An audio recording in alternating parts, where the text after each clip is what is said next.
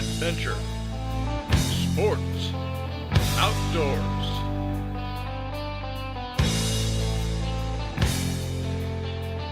With host Harry Canterbury.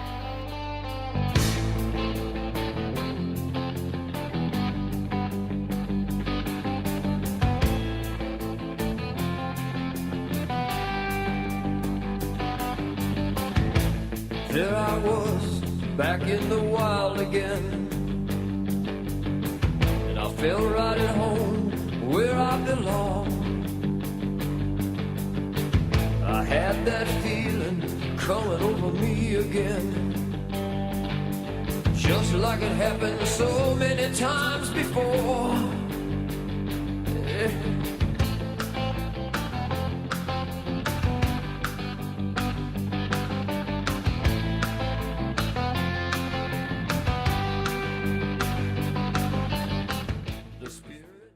Hi, Harry Canterbury with another edition of Adventure Sports Outdoors. I'm down in Schuyler County with all the buffalo gnats, getting ready to go turkey hunting in the morning. I've got Teddy Bear here.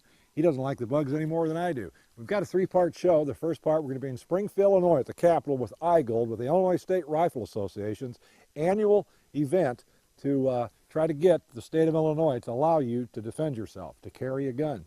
Our second part, we're going to be watching a guy make arrowheads from scratch. It's an old lost art, but he's brought it back to life. And our third part, which is really a great part, is three guys in their late 80s who fought in the Battle of Iwo Jima. Three Marines who made it through. They all were wounded, and they have a story to tell. So stay tuned today for a great show. Adventure Sports Outdoors, brought to you in part by Corsaw Lumber, manufacturers of quality hardwood products and buyers of standing timber in Smithfield. Rawlings Trailer Sales, supplying sportsmen with all their trailer needs just south of Hopedale. Remax, specializing in commercial and recreational property in Peoria. Michael O'Brien, President. Kaler's Irish Pub and Eatery, located on Peoria's riverfront, open 11 a.m. daily. Alwyn & Sons Meat Company since 1957, located in Peoria Heights, Illinois. Our thanks to these sponsors. Every year in March in Springfield, the state capital of Illinois, a group of citizens gather to protest the current gun law in Illinois that prohibits concealed carry. It seems as if each year the crowd gets larger, possibly between 6,000 and 8,000 people this year. And the speakers get better and better, and yet nothing ever seems to change. But you just have to keep plugging away. I talked with my good friend Rich Pearson, director of the Illinois State Rifle Association, and asked his impression of this year's event. This is Illinois Gun Owners Lobby Day, so-called iGold, and we've been doing this in one form or another since the mid-1990s. Our first lobby day had 150 people in it, and we met in one corner of the cafeteria. Now we're at the Prairie Capital Convention Center.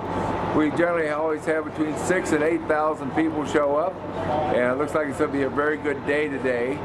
It's very, very important that people attend this event if they're gun owners and want their opinions expressed to the state legislature, because this is probably the most important lobby day in the country.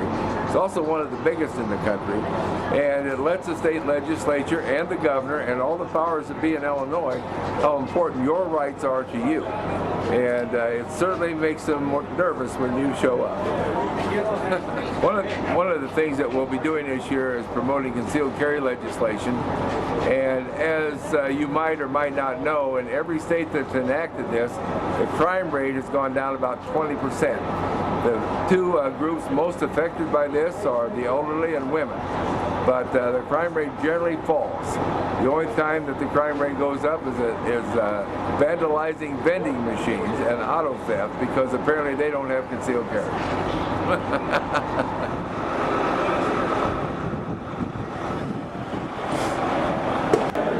And why did you come here today? I came here to support the Second Amendment rights, constitutional rights that we have, that Illinois is holding against us. What brings you down here today? Well, I'm here to work for my right to carry a concealed weapon as a law-abiding citizen of the state of Illinois. Thank you. You're welcome. And why are you involved here? I'm here to see my legislatures in support of the Second Amendment. And also, you're affiliated with the Illinois State Rifle Association, is that right? I'm a member, yeah. You're a member, yeah. How many people expect to be here? 5,000 maybe. 5,000? That's about how many you had last year, About right? average each year, yeah. About 5,000. That's a lot of people We in the fill middle. the street from the convention center all the way to the Capitol. It's over half a mile. That's right. All the way wide on both sides of the street. Well, it's a great get-together for guys that want to protect their families and themselves. It sure is. That's right. Thank you. You're welcome.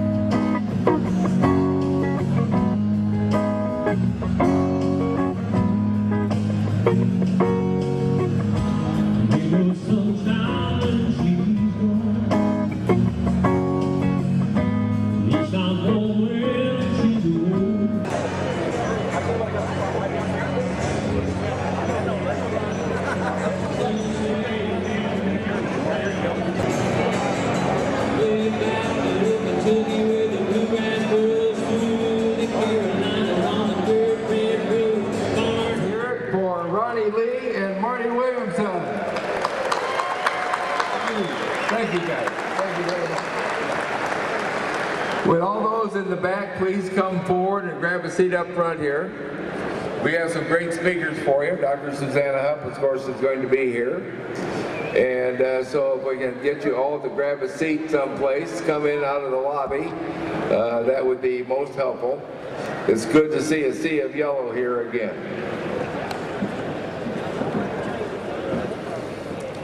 Before we get started here, I would like to have all the veterans either stand up. If you are standing, raise your hand. We're very proud of you. Thank you.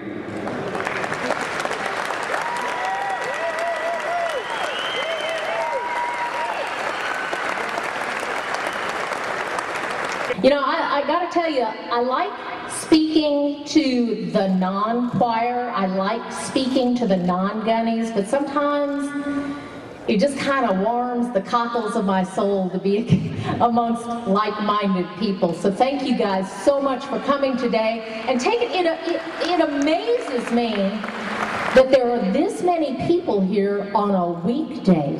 That says volumes to your legislators. Yeah. God gave me a gun, taught me how to use it, and I carried it in my purse for many years. Several years ago, in fact, it's hard to imagine now, it's been a couple of decades ago, my parents and I went to a local cafeteria. It was a bright, sunny day, crowded place. We weren't in some dark alley where we weren't supposed to be. We were sitting and enjoying having lunch with a manager of the cafeteria, a dear friend of mine, when all of a sudden, a madman crashed his truck through the window, all the way through the window, ran it into the restaurant, knocked over a number of the tables. I began to raise up and started to go help the people that he had knocked over. The truck was maybe, I don't know, 15, 18 feet from me. But then we heard gunshots. My father and I immediately got down on the floor, put the table up in front of us. My mother got down behind us. Now remember, this was 2 decades ago. These mass shootings that we're seeing now weren't occurring back then. So I was looking for an explanation. I was waiting for the guy to say something like, all right, everybody put your wallets on the tables. But about 45 seconds passed as he worked his way around the front of the truck, and I was able to visually see him take aim, pull the trigger. Go to the next person, take aim, pull the trigger. Go to the next person, about this fast, take aim, and pull the trigger. 45 seconds to figure out that this guy was just there to kill people. Well, I thought, I've got him. I've got this guy. Now realize at this point, almost everybody in the restaurant is down. He was standing up. He was maybe 15 feet from me, and I've hit much smaller targets at much greater distances. And I reached for my purse, which was on the floor next to me. I had a place to prop my arm where the table was upturned. But then I realized a few months earlier I made the stupidest decision of my life. At that time in the state of Texas, it was illegal to carry a gun on your person. So my gun was 100 yards away, completely useless to me. I remember looking at my purse thinking, great, what do I do now? Throw my purse at him? At that point, my dad took my attention. He was next to me and he said, come on, or he said, I've got to do something, I've got to do something, he's going to kill everybody in here. And I tried to hold him down by the shirt collar, but when he saw what he thought was a chance, he broke loose from me and he went at the guy. But the gunman had complete control over the restaurant, and he simply turned and shot my dad in the chest. My dad went down, he had covered maybe half the distance, and he was alive and still conscious, but I saw the wound, and as dreadful as this may sound, I wrote him off at that point. The good news was that it made the gunman change direction slightly. Instead of continuing directly toward me, he went off to my left a little bit. But it doesn't really matter, does it? You can analyze it all day long, but the fact of the matter is, evil exists. So I looked up over the top of my upturned table, and when I saw the guy's back to me, I reached around and I grabbed my mother by the shirt collar. I said, come on, we gotta run, we gotta get out of here, and my feet grew wings. I was one of the only people from that front area to make it out that back window. We were kind of cornered up there. Now, to make a long story short, in an odd twist of gun control fate, the police officers, many of whom were patients of mine, were one building away in a conference, in a hotel. My mom wasn't going anywhere without Dad. They had just had their 47th wedding anniversary. She wasn't going anywhere. 23 people were killed that day. But I said, and if you don't believe me, you can check the papers. The day after this, I said I was mad as hell at my legislators because they had legislated me out of the right to protect myself and my family.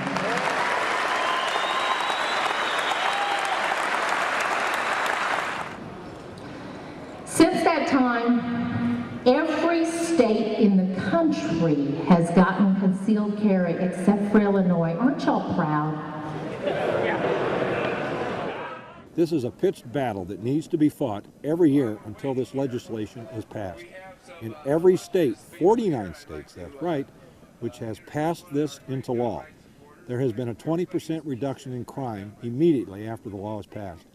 This law will pass, but each person has to stay active to let your legislators know that the time has come in Illinois for the right to carry. Hi, I'm Dave Barth with your shooting tip of the week. Today we're going to talk about concealed carry. Illinois is the closest it's ever been to having a concealed carry. 48 states have concealed carry, Illinois and Wisconsin being the last holdouts. Every state that has passed concealed carry, violent crime has gone down. Florida, for example, has gone down 20%. Here today we have some examples of some handguns that would make excellent concealed carry handguns. This is a Taurus 380. For the lady in your life, it has a pink frame. We jump down to the Charter Arms Pink Lady and a Lavender Lady. For the guys or gals, we have some Smith & Wesson and Taurus revolvers. They're lightweights, 38 and 357. In semi-automatics, there's many choices. Here's two examples. Here's a Car Arms 9mm and a Smith & Wesson Bodyguard 380 with a laser. I'm Dave Barth with your shooting tip of the week. We journeyed over to Metamora this past week and met with Mark McDaniel, who has one of the most amazing abilities I've ever seen in my life. Mark reproduces authentic-looking arrowheads and knives from stone using only the materials that the original Indians used: stone, bone, leather, and sinew. He gave us a demonstration of this unique skill. Mark, this is quite a collection. I'll tell you what, this looks like it was picked off the prairie right here in Illinois, but I know better. I'm here with Mark McDaniel, and Mark makes these. He's what you call a flint napper. It's a long-lost art that a few people have picked back up and are doing again. And what we have here is a display of some of the things that Mark has been doing over the years. How many years have you been doing this, Mark? About 15 years. 15 years. You've been whacking away at the You really have to do it in how many hours you sit down. I can say I've been doing it for 15 years, but that doesn't give it any justice. Maybe 30 years. Yeah, I mean, if you sit down for 8 hours a day, you know, you got to really put time into it. Now, what you have in your hand here is explain what all these are in this box. Well, these represent a whole time frame from the state of Illinois or the Midwest, basically. Here's a Clovis point. If this was real, it would be. Now, the Clovis is one of the most popular pieces to be found and one of the most valuable. Yeah, right? that's the earliest point known in North America, right there, which would be 12,000, 13,000 years old. And what were the big ones used for? These were used for spears? No, they were all knives. These were all knives. But Yep. everybody thinks because they've got the cut that they Yeah. would stick this on a stick, but these were knives. These were all knives, and these all become beveled, really sharply beveled too. I can show you that later through use. This would be before they started beveling it, before they started resharpening it. And this particular piece right here? That's called a Dalton point, and this point was out wider at one time, It's so been sharpened it's been resharpened. and resharpened. Yeah. Well, one of the interesting things that Mark does is that he manufactures these, and it's an art, and I wish I could do it. There's a lot of work, and like he said earlier, he's got 15 years in, but if you took all the hours, he's probably got 50 years in, because it takes a lot of time and it's hard work to make these beautiful pieces right here. Now, one thing that you may like to know is sometimes people try to pass these off as originals, don't they? Oh, yeah. And for somebody who's not into the collecting can be fooled by these. Very correct? easily. And these are not, you don't do that. You sell these as replicas. Yeah, it's mine, yeah. Yeah, these are replicas. Yep. But I'm sure if you took one of these and laid it out in the dirt for a couple of years and took somebody out there and they picked it up, they really would have thought they got something. Right? Yep, yep. You probably done that a time or two, huh? Oh, no. No, not you. Well, anyway, we're going to take a look at some of Mark's work and how he makes these beautiful, beautiful arrowheads and knives. Well, what are we going to start out with, Mark? I'll start out with the piece from Bowling Green, Missouri. Okay. And what are we going to make? Well, Or what are we going to work on anyway? we'll get it thinned down first and see where it goes from there. What they call hammer stones.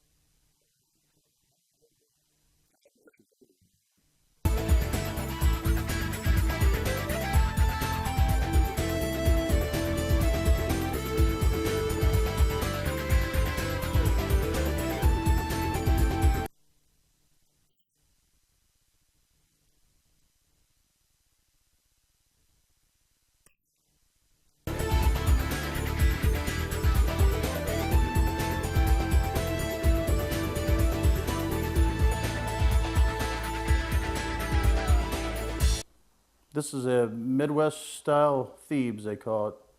Illinois, Missouri, Iowa. This is really something to see. Really nice.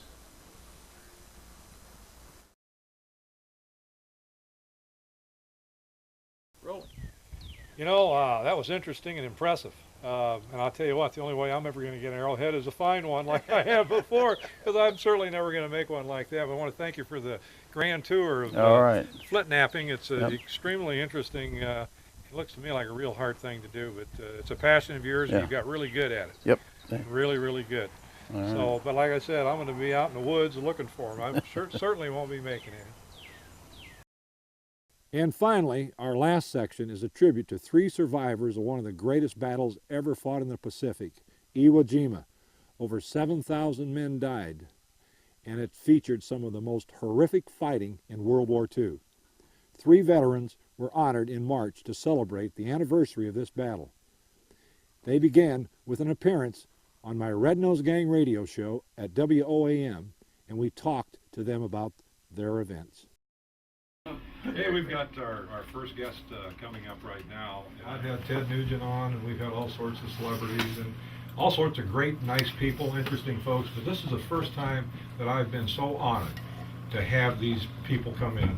I feel like I'm just not, you know, humble to them, because these are the warriors of the past, and these are the people, and if you're listening out there, if you got the radio on, the gentlemen that are coming in here are a fine example of why we are free as Americans. You know, one of my best friends, John L. Willison, was at Iwo Jima, and I was thinking last night about him and what it was like the night before the invasion. But what thoughts must have been going through his head. Like I said earlier, I've had all sorts of celebrities, I've had all sorts of people in the last 20 years that I've been broadcasting on television and on the radio. But this is the proudest moment of my life. To have these gentlemen sitting next to me, these warriors of the past, these great warriors, is, I tell you what, it's a privilege and a pleasure to be sitting in the same room with you gentlemen. Thank you for coming. I really appreciate it. I really, really do. 1943, right after I graduated from high school, I went up to Chicago and enlisted, and then they sent me out to San Diego, California for basic training. Then after basic training, they sent me to intelligence school to be a scout or a spy. So we had to learn everything from the silhouettes of all the Japanese ships, all the airplanes, and such as that. So I live right here in Peoria on Dayton Avenue. I'm Robert P. Geis. How your mind works. Sometimes I can't remember where I put my car keys, but I can sure remember this time. We're about maybe 55 minutes away from line of departure, as we called it. 0900 we took off, and my group was the 31st Replacement Battalion. We were right behind the regimental combat team that went in and hit the beaches first, and I'll never forget that, and it was just an extraordinary experience.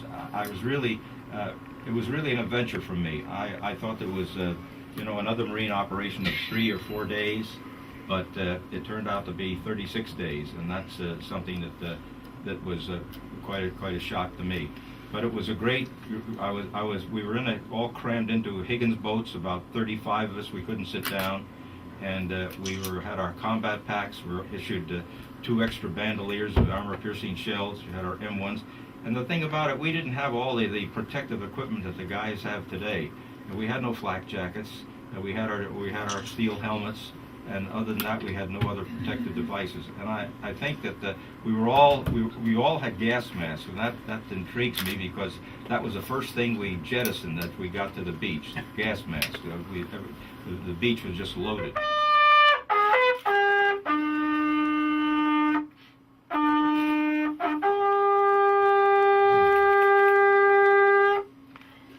Thank you. That's been our special presentation for Adventure Sports Outdoors today. And we'll be back next Sunday. That's right. We want to thank these gentlemen for this fantastic day. What a fantastic day it's And we been. have to also thank Bruce Brown. For putting this all together. And happy your birthday, wife. Bruce. Thank you. Yeah, he turns 64. 64. 64 Okay. today. Yeah, you were Happy born birthday. 2 years after, 3 years after. Yes. And I was born 8 years after. So Happy birthday, Bruce. After Iwo Jima. So anyway, we want to thank our board operator, John Arrowhead, for putting up with us. Yeah, too. This has been a great day. and Robert DeGeis actually played taps. Bob played taps and a wonderful job. And as you all know from your history class in Peoria School, taps was first played in Gettysburg in 1863. That's right. Hey, thanks, folks. I hope you enjoyed the program. We sure did. We'll see you next week.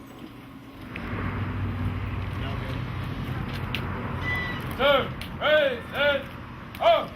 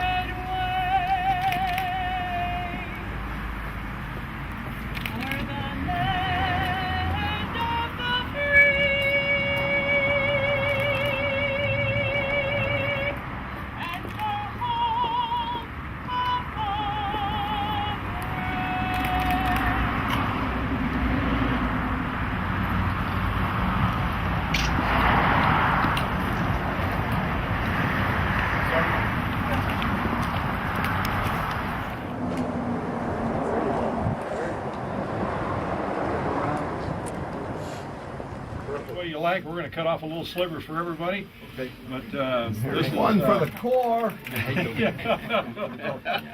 Okay. Can I start right here? You can start wherever you like. You bet.